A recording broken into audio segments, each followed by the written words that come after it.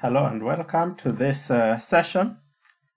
In this session, I'm going to talk about symbolic mathematics with MATLAB. As you can recall, in the last video, we talked about how to open MATLAB, and we saw that when you open a MATLAB, you get a window where the main part is the command window, this one, the command window. Then you have the current folder, this section, and also the workspace where the symbols or the variables being used in the current session are stored. So you can assign a value to a variable by typing the name of the variable, say x, and followed by the equal sign, which we call the assignment operator. Then the value to be stored in that variable. So when you press enter, MATLAB will create a variable called x and store a value 5 in it. That variable is seen in the workspace. You can create another variable y and assign a value 7 to it. And when you press enter, MATLAB again will create the variable y, and these two variables now we can see the name of the variable. We have x with the value 5, and we have y with the value 7 in the workspace. You also see that whenever you assign a value to a variable like y is equals to 7, MATLAB replies by indicating y is equals to 7. Sometimes you may not want to see this output. So when I type z is equals to say 2, I may not want to see the output here in the command window. So I put I type the semicolon at the end there. When I press enter, there will be no output here in the command window, but the variable z will still be created and the values 2 stored in it. So you can see there is no output here in the command window, but the value z still occurs in the workspace. Now, I'm going to use what we call the arrive script. So I go to home here, the tab home. Then I can click live script here. And if this is not seen here in this space, in the ribbon, you can go to new and click on the arrive script. So I have a arrive script with the name untitled 2.mrx. So here I can type some values, some commands, and I will see the output here.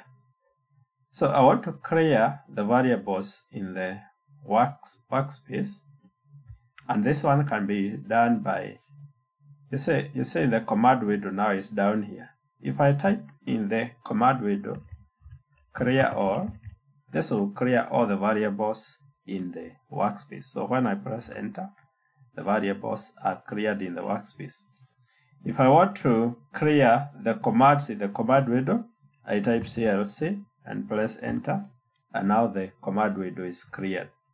So if I now want the variable x created again, I can create a variable x and call it x is equals to 6, for example. Now this one I will click run.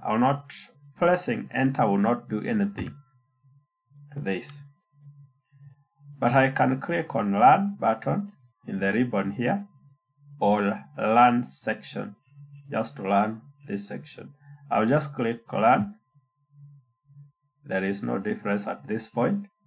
So when I click Run, now I can see the output here. X is equals to 6. And also in the workspace, the variable x has been created with the value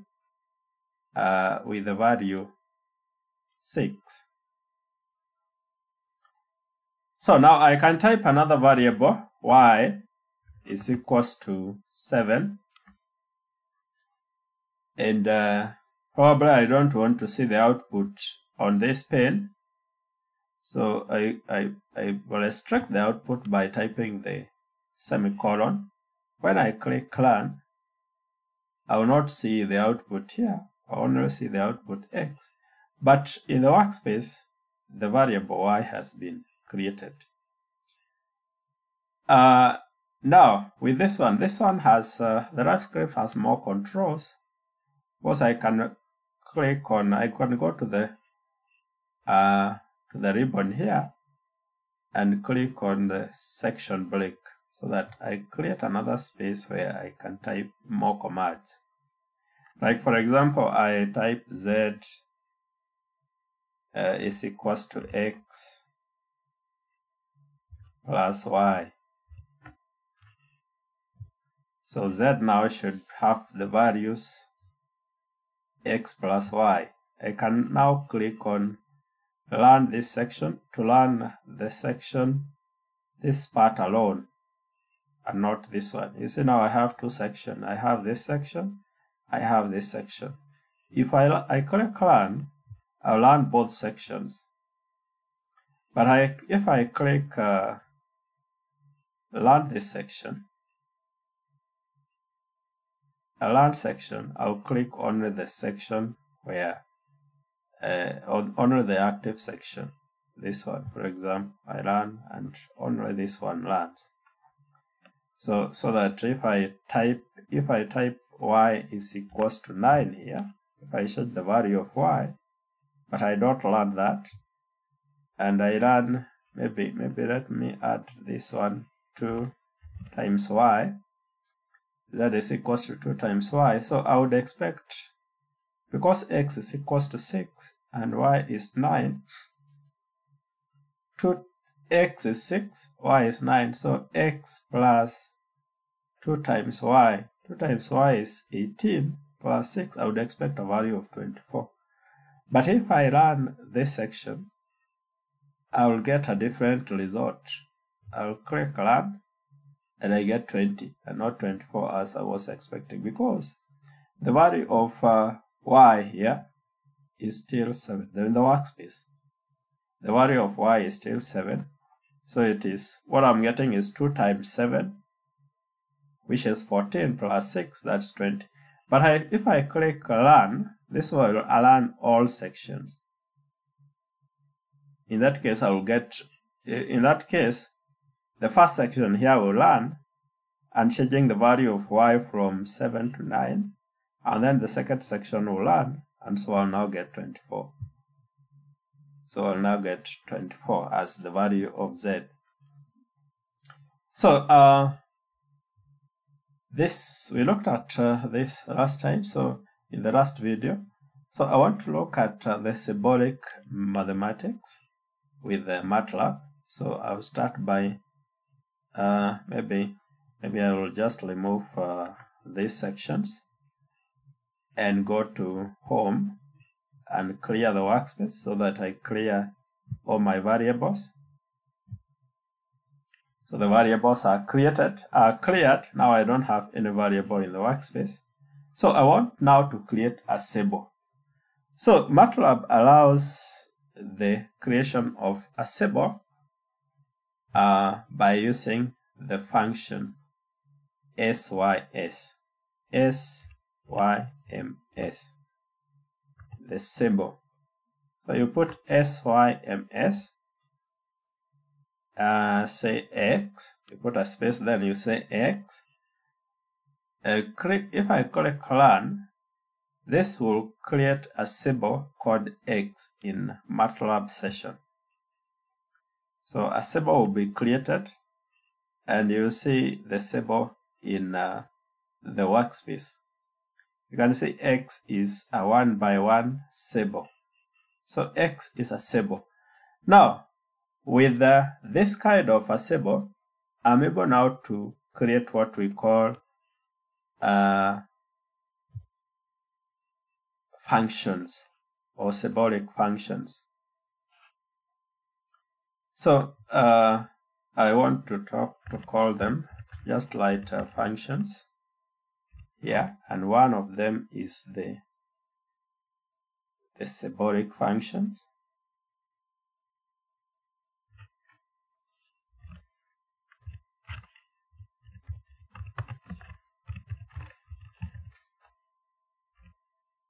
Symbolic functions.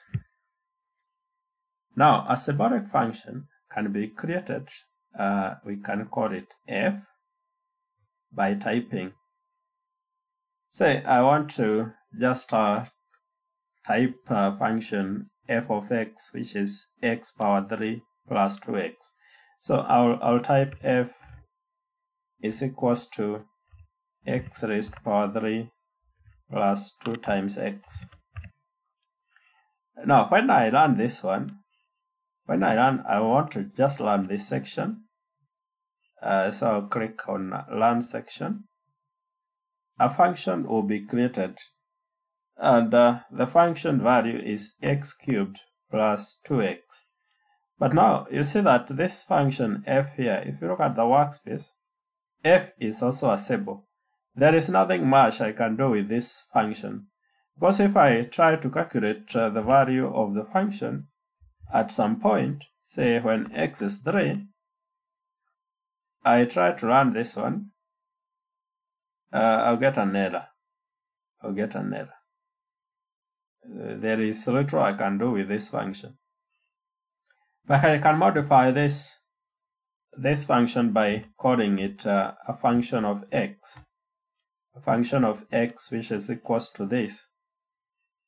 So when I run, you see f was a function, a symbol rather, but now f becomes a symbolic function. SYM fun, that means a symbolic function. Now this function gives me now options to compute the value of the function by inputting some values of x. Like for example, if I put f of 3 and learn that section, I'll get the value is that 3. That is 3 to power 3 is 27 plus 2 times 3. That is 27 plus 6 is 33. If I type f of 4 and learn, again I'll get the value of the function when x is 4. I can even have a vector, the input as a vector. And let me put a symbol. I can even put, for example, a is equals to a vector with the values 1 to 5, and learn this one. And so when I now, a has the values 1, 2, 3, 4 up to 5. If I now write f of a, you can see a has the values from the workspace here. A has values 1, 2, 3, 4, and 5. If I now type f of a down here, f of a, if I type f of a and learn, you see now I'm getting the values 3, 12, that 3, 72, and 1, that 5, which are the values of x, the values of the function f when x is 1, when x is 2, 3, 4, up to 5. So we call this the symbolic function. The symbolic function. We just write the same way we would write in our notes. F of x is equals to x cubed plus 2x. If we omit x here, as we had seen, we will create what we call a function as a symbol. A symbol. F will be a symbol, and there is nothing much we'll do with that. So we would want to write f of x, which will create a symbolic function. Symbolic function. You see how this one changes. Now, another way to create a function is to use what is known as the anonymous function.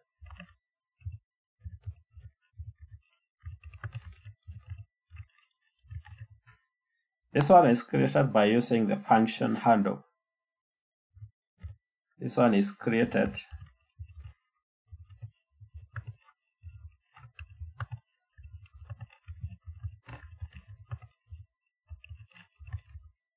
function handle, which is the Symbolic. So we write, for example, I want to call a function. I want to call this function, say, y, or let me call it g of x, or rather, it's just g, is equals to. So I use the function handle. Then I'll put the variable, and then I have x raised to power 3 plus 2 times x, just like before. X cubed plus 2x. So the variable here is x. Then the expression here is x cubed plus 2x. So when I run this part, I'll get g is a function handle with the value x cubed plus 2x. Again, I can find the value of g when x is 2. I can find the value of g when x is 2. I'll write g of 2 and run that section. I'll get the value is 12. If I put g of 3, I run that section, I'll get the value is that 3 as before. But notice that where we had our a as a vector with the values 1, 2, 3, 4, and 5, if I try to write g of a and learn, there will be a problem. MATLAB replies with an error. This one cannot learn a matrix, or rather, when x is a vector, the input is a vector. I need to vectorize the function here by using the dot operator, as we had looked at. We had looked at how to use the dot operator in matrices. So if I run this one will create a function which can accept vectors as inputs. So if I now run g of a, now I'll get the values as before, 3, 12, 33, and so on. So these are the functions. This is just two ways of how you can create a function and the inputs. You can try to create another function which is a symbolic function from G by trying to type, if I want to call that function y of x, and I type this is equals to g of x, g of x, and learn. Maybe we can learn this one and see what happens. You say the function y is created, which is now a symbolic function, just like f. It's a symbolic function. It's created from the anonymous function here, as you can see. Now, with these functions, we can perform some operations. We can perform some operations like differentiation. Differentiation, we use the use of what we call the diff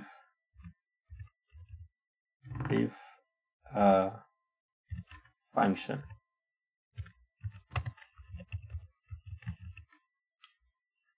In this function,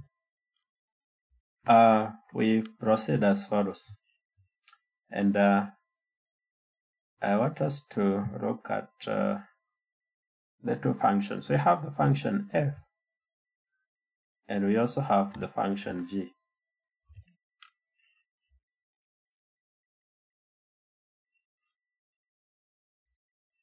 Function f, which was this, they are basically the same functions, but one is a symbolic function f, the other one is a function handle.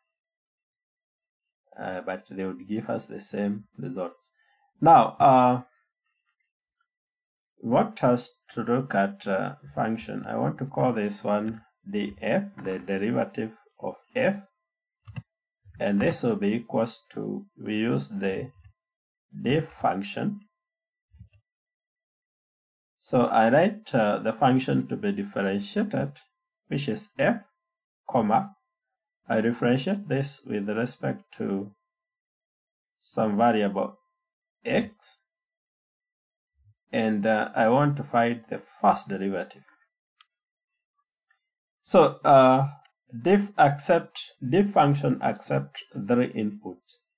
The first one is the function whose derivative is required. The second one is the variable. The variable here, f, was a function of x, so I want to differentiate with respect to x. And the last is the way that we state whether it's the first derivative, the second derivative, and so on. So when I learn this part, I should get the first derivative of f, 3x squared plus 2. But if I had put 2 here, I'll get the second derivative, which should be 6. So I get the second derivative. If I run that one, I should get 6x. If I put 3, then that would be the third derivative, which is the derivative of 6x, which is 6. And if I put 4, I'll get 0, because the fourth derivative is now 0. However, if I put 0, I will get the function of f, the function f, because now 0 means that I'm not differentiating. So the output will just be f. You can say the output is still the same function. F of x is x cubed plus 2x, the same thing I have here, because I am looking for the 0th derivative, which means that I'm not differentiating. So I'll put 1 for the first derivative and learn. So I get 3x squared plus 2. I can write dg. Again, this is diff. I'm differentiating g with respect to x, and I want the first derivative. I learn.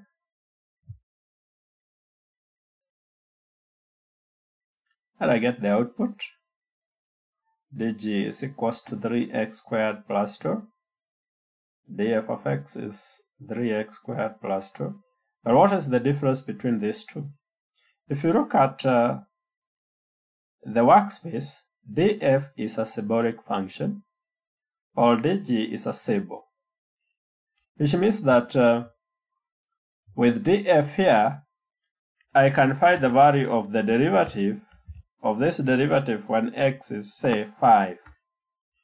I would expect 5 squared times 3, which is 75, plus 2, which is 77. If I run this one, I'll get the value is 77. But if I try to find dg of 5, which probably I would be expecting the same thing, I'll see that this will not give me the solution.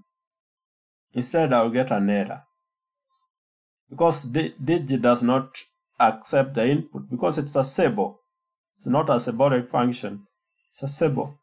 But I can as well make it a symbolic function by putting the brackets there and write x. If I go back to this and write dg, a function of x now, is equals to this, and learn that one. Now I'll get dg as a function of x, and if you look at now the workspace, dg is a symbolic function, which means that it can accept the input now. So if I learn this part, I now get the value is 77. Now here, we have considered a function of one variable. Function of one variable. We can create a function of more than one variable. Say we can call the function, let me call it z, a function of x and y. defined, say, by x squared times y raised to the power of 3 plus y raised to the power of 2 and minus, say, x cubed. So when I run this, I'll get a function. Maybe I got some error somewhere.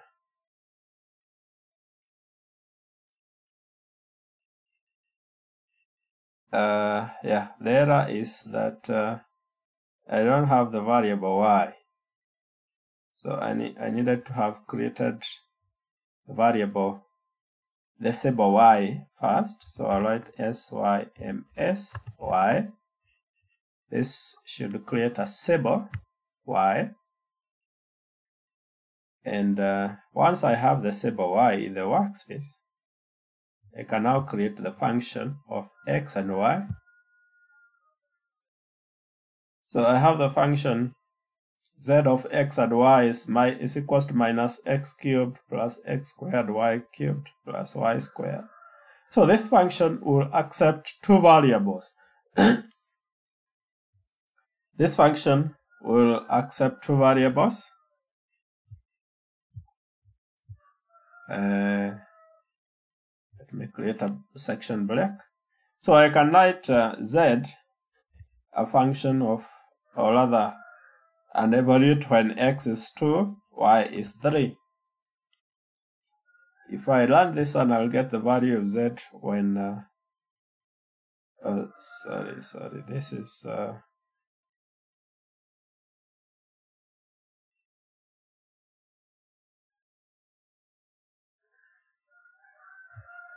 think I'm running the wrong section here. This was that. I want to learn this section here. Learn this section. So I'm getting the value of z when x is 2 and y is 3. X is 2 and y is 3. Now I can also differentiate this one now with respect to the variable quantities. So I may write the derivative of z with respect to some value, the variable x. So I'll write it like that. So I'll put the diff function. Then I put the variable, the function z. I want to differentiate with respect to x. And I want the first derivative. This should give me the first order partial derivative of z with respect to x. The first order partial derivative of z with respect to x. You can see if we differentiate this term, we get minus 3x squared. This term, when we differentiate, we get 2xy cubed. But because this is a partial derivative with respect to x, then the term containing y alone is assumed to be a constant, so the derivative is 0. If I write dz, and I want this time to differentiate with respect to y, I'll put diff, then I put z, comma, y, comma, 1. This time I want to differentiate z partially with respect to y, and I learned that. So I now have the two derivatives. One is that of z with respect to x, and the second one is the derivative of z partially with respect to y. So I can get the first order partial derivatives. And if I want to differentiate to get the second order, I can still change the value here to 2, so on. Now, basically, this is how we differentiate. We can perform integration as well. Integration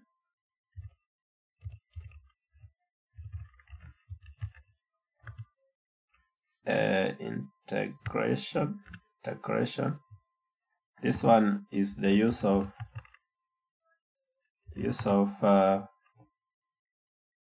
the int command.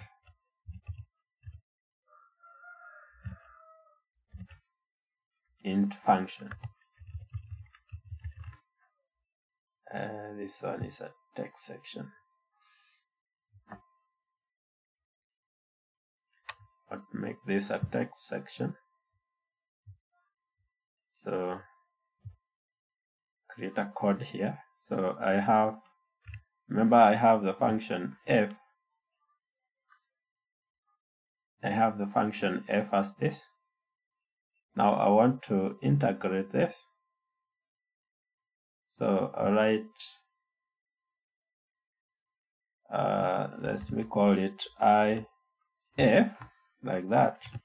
The integration of f. I use the int command. So I put f.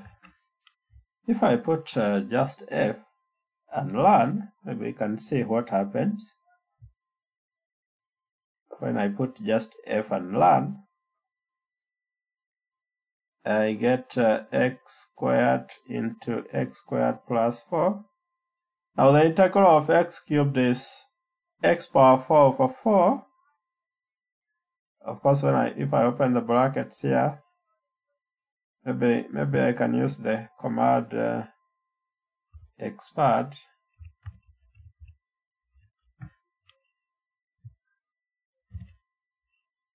to try and put it in an expanded form. Yes.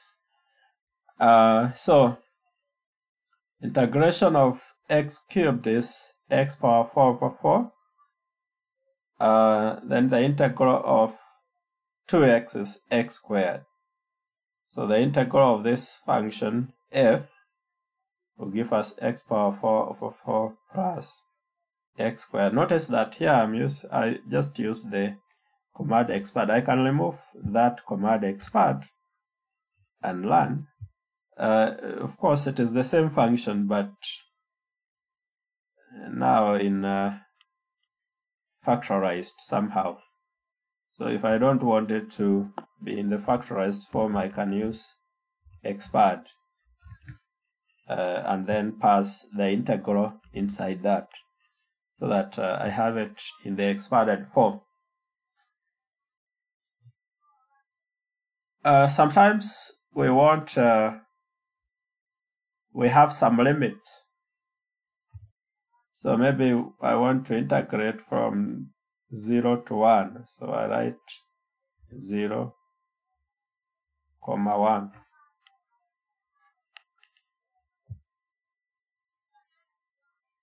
The integral from 0 to 1. Let me just go back to what we had first.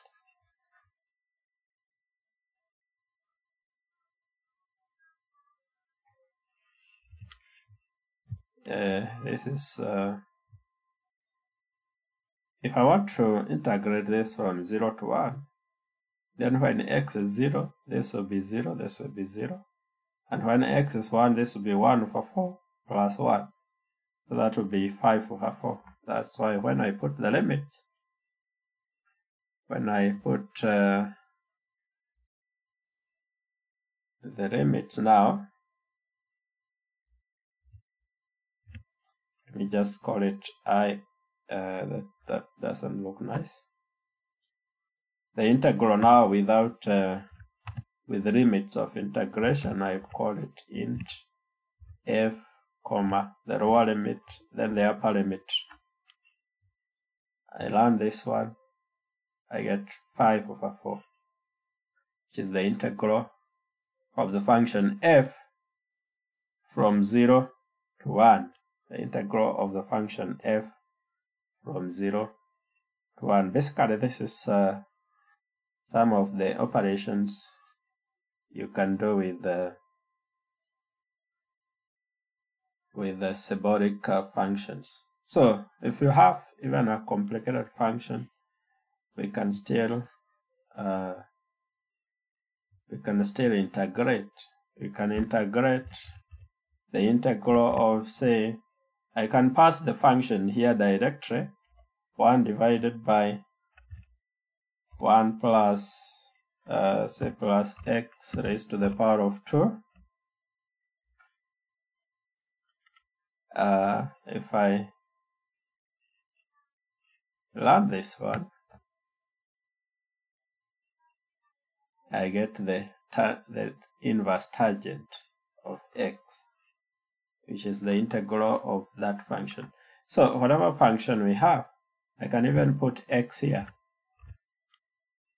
If I put x there, instead of the integral will change now to the logarithm of x squared plus 1 divided by 2, as we would have expected. So these ones can be used to perform operations, mathematical operations with symbols, just like we do in our books, calculus, and so many other things. But here we want to look at the main thing I want us to consider is, for the purpose of this course, is the differentiation using the diff function. So we can differentiate. We can have the first derivative.